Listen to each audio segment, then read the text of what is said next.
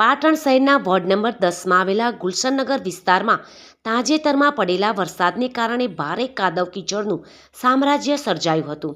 રસ્તાઓ પર માટીના થર જામી જવાને કારણે સ્થાનિક રહીશો ત્રાહિમામ પોકારી ઉઠ્યા હતા.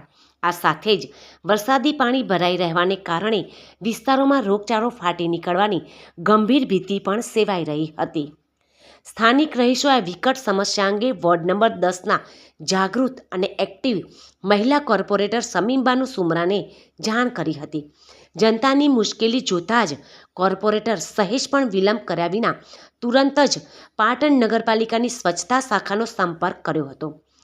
તેમની ત્વરિત રજૂઆતના પગલે ગુલશનનગર વિસ્તારમાં જેસીબી મશીન મોકલીને રોડ પર જામી ગયેલા માટીના થર, ગંદકી અને કાદવ કીચડને તાત્કાલિક ધોરણે દૂર કરવામાં આવ્યા હતા.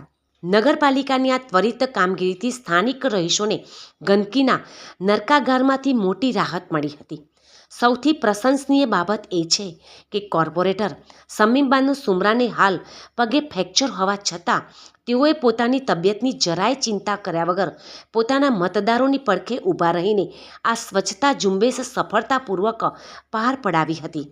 તેમની આ કર્તવ્ય નિષ્ઠાએ પાટણ શહેરમાં એક ઉત્તમ અને આદર્શ નગરસેવકનું ઉદાહરણ પૂરું પાડ્યું છે. ગુલશનનગર વિસ્તારના લોકોએ કોર્પોરેટર સમીમબાનુ સુમરાની આ સેવાની પ્રશંસા કરી મુશ્કેલીના સમયે પડખે ઊભા રહેવા બદલ તેઓનો હૃદયપૂર્વક આભાર પણ વ્યક્ત કર્યો હતો.